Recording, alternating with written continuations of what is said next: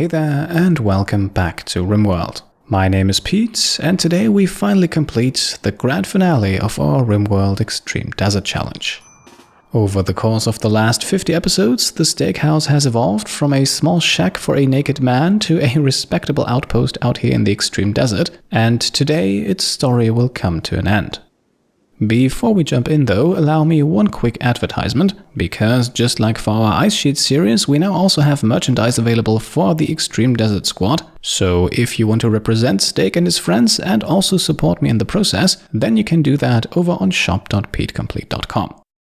Now, with that out of the way, let's jump into the action, and I mean that quite literally, as we ended the last episode on a bit of a cliffhanger after the arrival of 32 hostile pirates. Now, not only do they have sappers among them, but also doomsday and triple rocket launchers, so it might be wise to strike first here. And that is exactly what we are setting up to do by sending out Edmo and the High Stellarch herself, who has access to a few very useful psychic abilities. Just as we are heading out, we also receive another quest. This one once again wants us to protect a crashed shuttle, but I think we have enough on our hands for now and we'll let this one slide. Instead, we can now use 2 psychic abilities in quick succession, starting with invisibility. This makes Edmo invisible for 15 seconds, so we now have to get him closer to our enemies quickly, and we can do that by using Skip for a short distance teleport. At this point, the Stellarch will retreat and Edmo will use his jump pack to move even closer. Being invisible, our enemies do not notice him. And that is exactly what we wanted, because Edmo has brought a doomsday rocket launcher of his own, which we are now using to hopefully take out a good chunk of our 32 enemies, ideally also including their rocket launchers. Alright, good impact here, although I'm not quite happy with it. I think we could have gotten a bit more than just 10 kills here, but now we only need a handful more until our enemies will flee. So back at the base, we already have a small welcoming committee waiting for them. With a good number of enemies already injured from the blast, it shouldn't take us too long to send them packing. We do want to keep in mind though that there is one more enemy wielding a doomsday rocket launcher among them. However, thanks to a well-placed berserk and some lucky timing, we can actually use that against our attackers, who, as you can see here, suffer devastating losses thanks to friendly fire, and a few seconds later they are all heading for the edge of the map. Frontliner Fubarli suffered a few injuries in the process, but again nothing major, just a few cracks and bruises, so we quickly have her patched up. From our enemies, we can then actually loot a few tainted marine armors and helmets. Don't worry, not because we want to wear them, but because they can be dismantled for valuable plasteel. And plasteel is what we are going to need a bit more of, as Edmo now starts our next project by making a recon armor. Unfortunately, we don't quite have enough uranium to make the slightly more protective marine armor, but a recon armor isn't that much worse, and luckily marine helmets don't cost any uranium at all.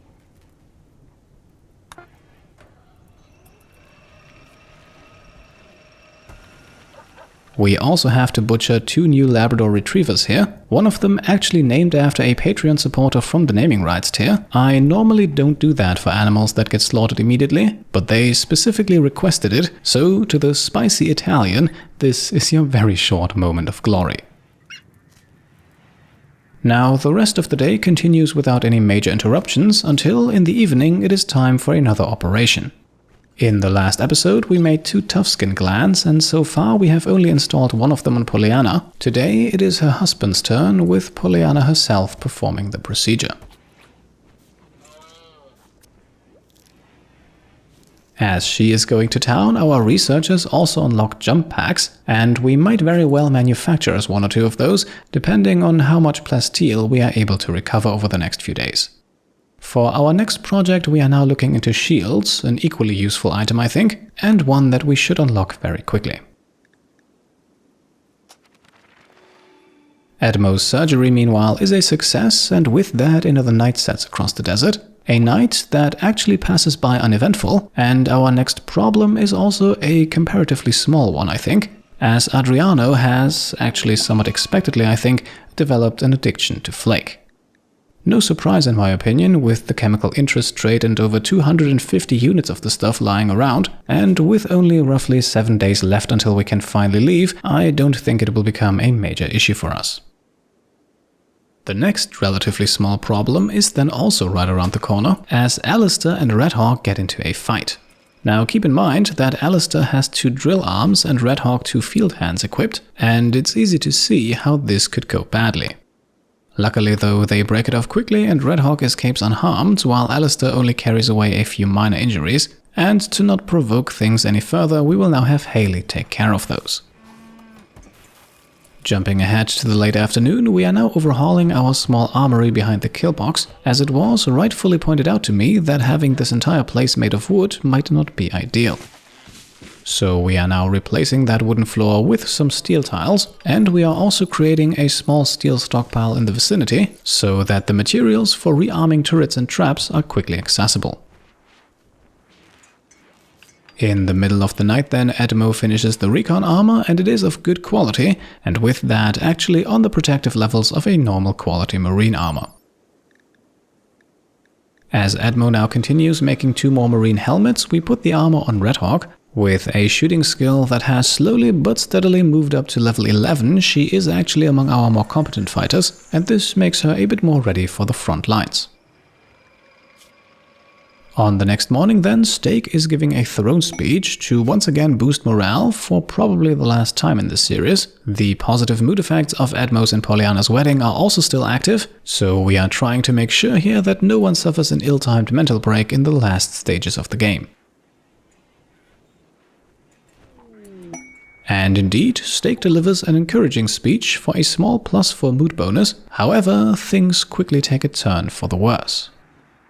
Just as we are about to construct a few fireproof shelves here, we have Mechanoids drop in, and not just anywhere, right in the middle of the base next to Pollyanna.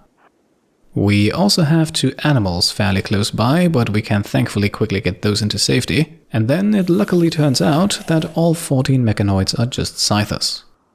That means we can proceed with our plan to take them out in one neat choke point here. Had there been a considerable number of lancers or even centipedes among them, we might have tried to lure them into our kill box, but if things work out here, that is hopefully not going to be necessary.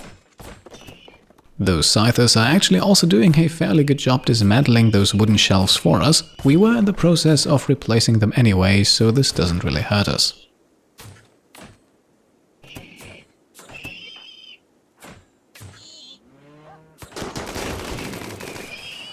Our plethora of traps in front of our turrets also takes out a good number of them, while the rest is left for the considerable amount of firepower that we have assembled behind Coda.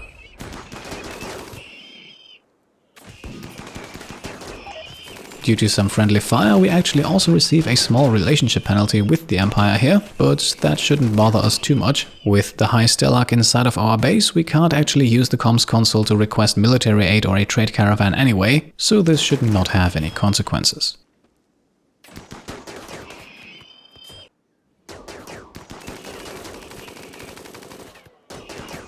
With the last scyther then taken out, we can replace our traps and continue construction in our armory, while Coda receives some first aid, and this time she has actually suffered a bit, but in the grand scheme of things, once again nothing to be too concerned about. Unfortunately though, things do not stay quiet for long. Later that evening, 3 groups of traps people are attacking, however no sappers this time, which might make this a bit easier. In total, we have 85 enemies here, split into 3 groups, and all 3 of those are attacking immediately. While they do, we also finish researching shields, and I think we'll leave it at that. Instead, let us now focus on what once again promises to be a fairly lopsided fight. Just as the shooting starts, we also have some fairly ill-timed visitors arrive, and I think it's fairly clear that these guys are not going to make it out of here alive.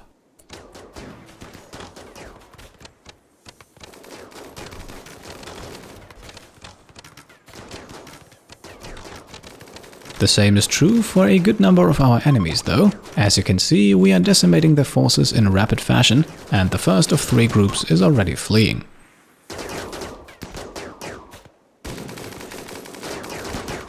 A few moments later then, the same is true for group number 2, and forgive me for not showing the entire fight here. At this point, I think it's pretty clear how this one goes. We do, however, have a slight issue arise as our continued fire breaks one of our granite walls, and with that opens up a much more direct path for our enemies. Still, for exactly that purpose, we have a secondary firing station just a few meters up ahead, which we can now use to take care of the remaining tribespeople. And there we are, as a new day is slowly beginning, our enemies are fleeing and we can now mow down the rest of them, leaving our kill box full of corpses, 62 of them to be exact. One person who is not a corpse yet is one of our visitors though, and let's try to keep it that way by having Red Hawk administer some first aid. With the worst of the bleeding stopped for now, we can then relocate our patient into the hospital, and from here on out, her survival should be more or less guaranteed.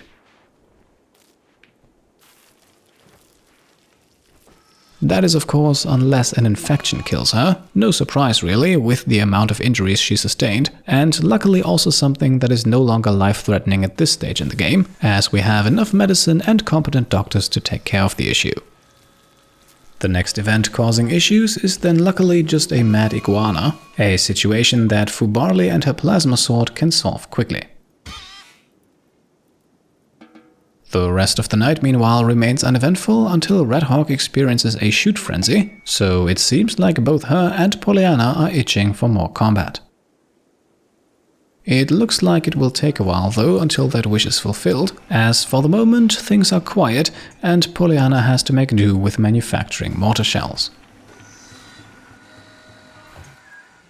In the afternoon then, an eclipse strikes the desert, and with that things are getting dark for now. Luckily though, we are relying exclusively on geothermal power at this point, so again this is not much of an issue.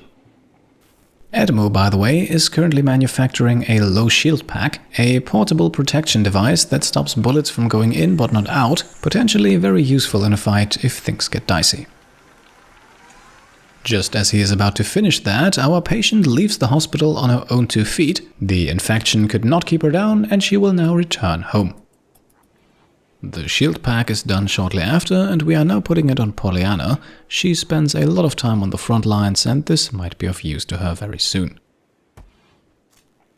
Meanwhile, to the northeast, we are hauling corpses out of our kill box, not necessarily because I think we need to do the cleanup work, but simply because our kill box is getting too full of them, and eventually they will start spreading all over the place and maybe even block important doors that we need to keep closed for the entire thing to keep working. And so, while everyone's spirits are high, I think it's best to do some dirty work now, before it comes back to bite us. A few local iguanas seem to have something to say about that though. The corpses have attracted 3 of them, and all 3 have gone mad, so let's quickly put them down.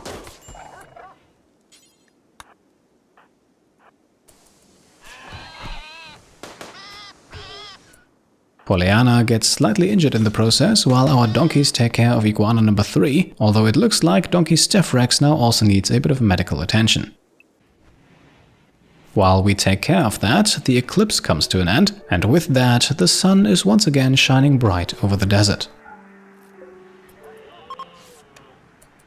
Unfortunately though, all of the corpse work did have consequences after all, as Alistair suffers a mental break and decides to now hide inside of his room. All of that is made worse by the fact that just a few moments later we are once again being attacked by tribespeople, once again 3 groups, and once again attacking immediately. Still, with no sappers among them, you know how this one goes. All of them enter our killing corridor, and very few of them will leave.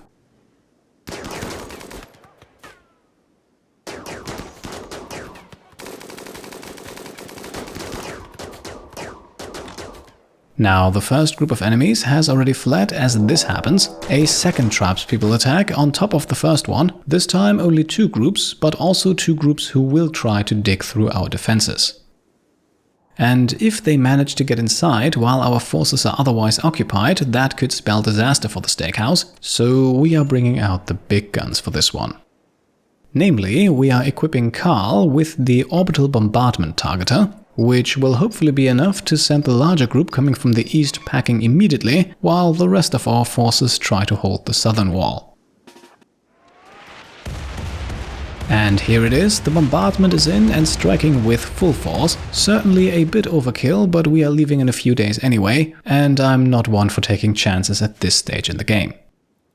Now, the situation to the south is still concerning, as our enemies arrive more or less all at once, and we really don't have that much firepower assembled at the moment. Still, a few well-placed vertigo and blinding pulses do their job, and so, as our enemies are either blinded, puking, or both, we can slowly but steadily decimate their numbers.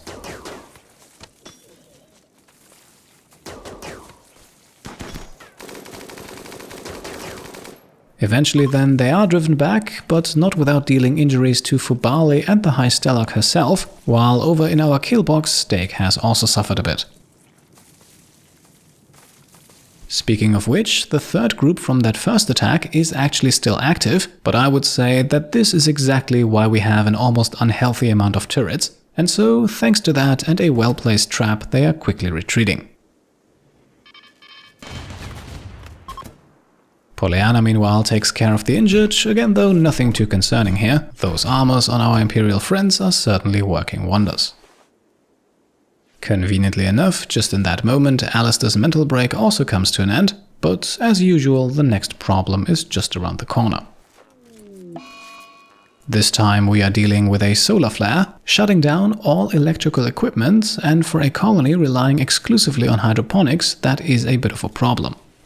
Luckily though, we have a good amount of food stockpiled at the moment. Still, an emergency harvest is necessary here if we don't want to lose everything that's currently growing. This way we at least get something out of it.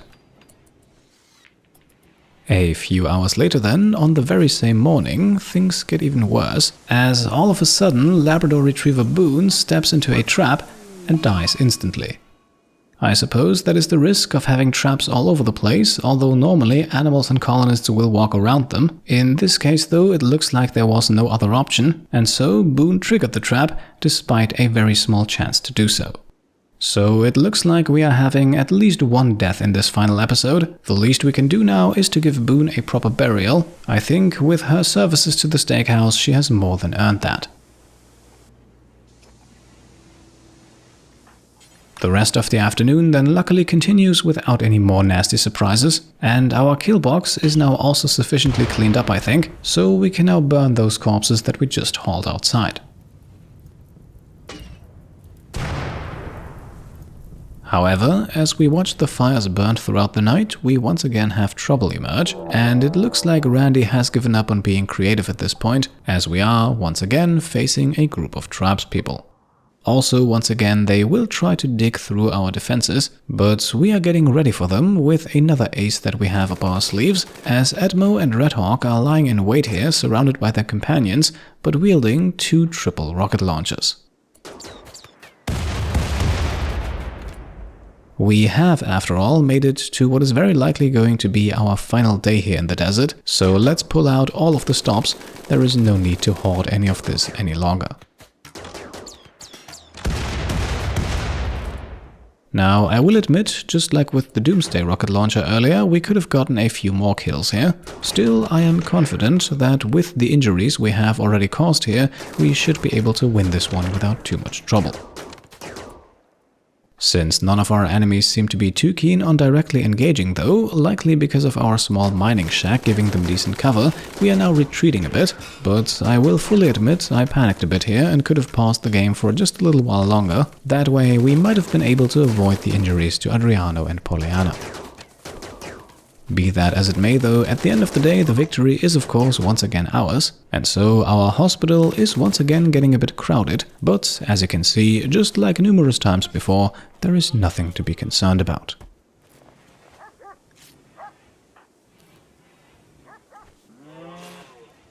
Over the course of the day, one after the other, our patients then also quickly leave the hospital again, and with every hour that passes, we are actually getting closer and closer to the end. Yes, this here is the final day that we have to survive in the extreme desert, and if everything goes according to plan, then, as you can see here, our shuttle will arrive in just a few hours. Now, to prepare for the big ending, we have one more small construction task queued up, namely the construction of 2 additional drop pod launchers, as well as 4 drop pods to go along with them. You'll see in just a moment what they will be used for. For the time being, we can watch the clock tick down as the sun sets one last time across the extreme desert.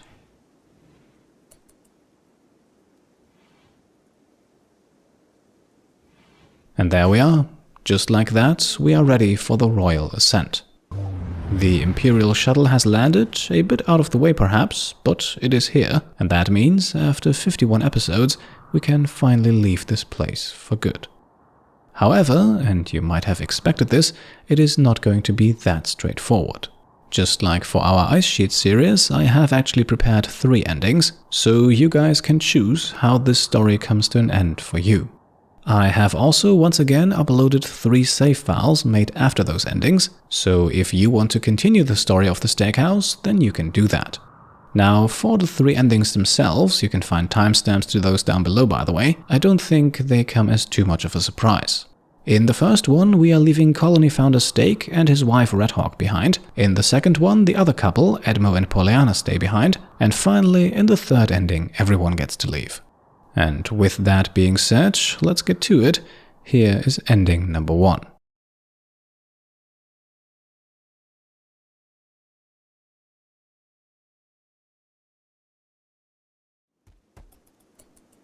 The first thing we want to do is to have Steak and Redhawk change into something more royal. With the quest now completed, raids will of course also be much less frequent. Following that, we can already load the shuttle with everyone but the 2 of them. They will also get to keep all of the animals except for Husky Natalie. She is bonded to Jake, so I think it's only fitting that he gets to take her with him. And so everyone makes it over to the shuttle as Steak and Redhawk say their final goodbyes. For the 2 of them, the story of the steakhouse will continue, but for Edmo, Troy, Jake, Pollyanna, Carl and Alistair, a new chapter begins, hopefully as far away as possible from the extreme desert.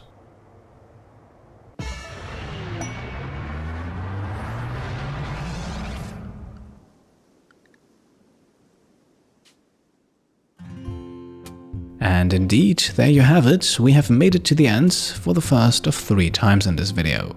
If you are wondering, by the way, who those 2 names at the bottom are that we are apparently in memory of, the first one belongs to Redhawk's ex-lover, the one that Edmo murdered in cold blood in the middle of the night, the other one to that Imperial trooper who died under our command. I believe it was as part of a quest. I don't think their losses are going to weigh too heavy on the hearts of Steak and Redhawk though. The 2 of them still have each other and the entire steakhouse for themselves. What comes next for them? Well, who knows, maybe you want to write that next chapter yourself, and again, there is a save file available for you to do exactly that. And if you are perfectly satisfied with this ending and want to stop watching the video now, then I hope you enjoyed our journey and could perhaps leave one last thumbs up. Of course, you can also subscribe if you haven't already, grab some merch over on shop.peatcomplete.com or support me over on Patreon. I think by now you know how this goes.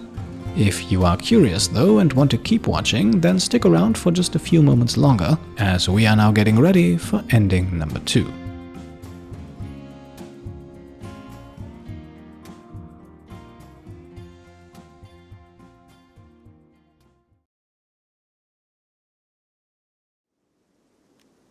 Now for this one, we begin immediately by loading the shuttle, and it is also not too different from the first, but instead of Steak and Redhawk, this time Edmo and Pollyanna stay behind, of course once again including all of the animals except for Natalie.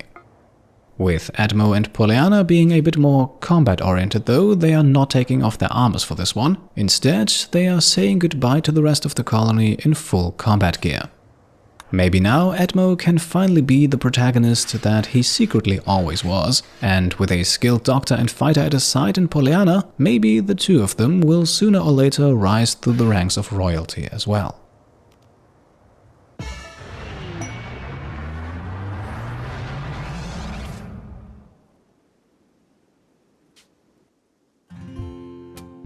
And here we are once again, this time Steak, Redhawk, Alistair, Jake, Troy and Carl make it off the desert, while Edmo and Pollyanna inherit the steakhouse all for themselves.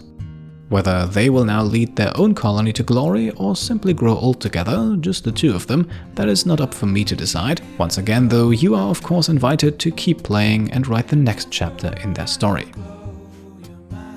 With Edmo being among the most popular characters in this series, I think some of you might be intrigued by that. I imagine it has to be a bittersweet feeling for him to finally say goodbye to Steak and Redhawk. Let's hope that in their second attempt, the relationship between him and Pollyanna lasts for a long time. Once again, if this is the ending that satisfies you and you want to leave now, then feel free to do that. I hope you enjoyed the series, and if you did, then I would be very happy if you could leave one last thumbs up. And on the off chance of repeating myself, you can of course also subscribe, grab some merch or support me on Patreon. Above all though, I simply want to say thank you for watching. And with that, I think we're ready for ending number 3, the one where everyone gets away.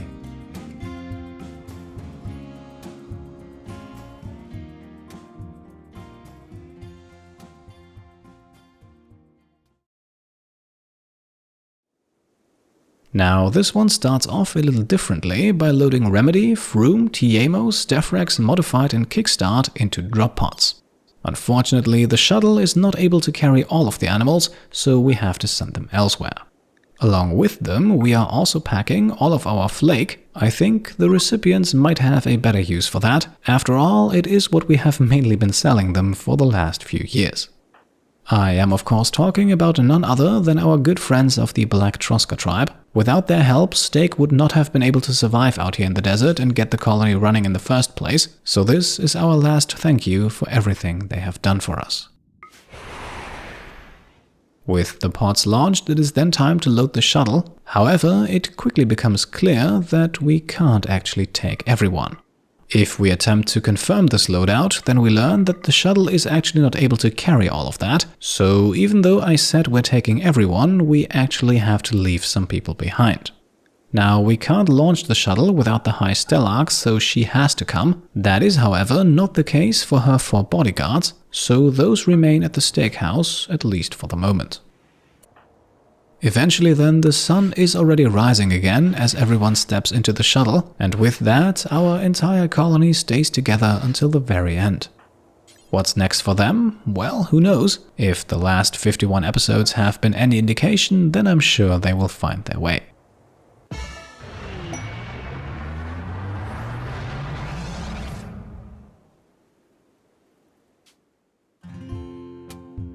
And so here we are, one last time, as everyone escapes to what is hopefully going to be a better life someplace else in this galaxy. I think it's quite fitting for the mostly benevolent leader that Steak was, for everyone to stay together. After all, together, that is how the steakhouse survived all of those hardships the desert threw at it over the course of this series. It wasn't always easy, of course, from Steak's humble beginnings to that love triangle with Edmo and Redhawk, but the colony kept growing, adding more members slowly one after the other, and eventually everyone found their place in the well-oiled machine that was the steakhouse. And that steakhouse now lies abandoned, as Haley, Coda, Fubarli and Adriano are not sticking around. With the Stellarch and every single colonist and animal gone, they are leaving as well, but that doesn't mean that the story of the steakhouse has to end here. After all, there is a heart still beating inside of the base, because yes, that heart that we took out of Edmo is still very much here, and who knows, maybe where there's a heart, there is going to be life once again very, very soon. If you want to try your hand at repopulating the steakhouse, then go ahead. It's not going to be easy by any means, but this is Rimworld after all. Very few things in this game are truly impossible. Now, at this point, this final video in the series is slowly coming to an end, and I want to take a moment here to just reflect and say thank you. Thank you first and foremost to the amazing Steak for lending your name to our protagonist, but of course also to Edmo, Redhawk, Troy, Jake, Alistair, Pollyanna and Carl, not only for your support over on Patreon, but also for making the characters in this series truly unique.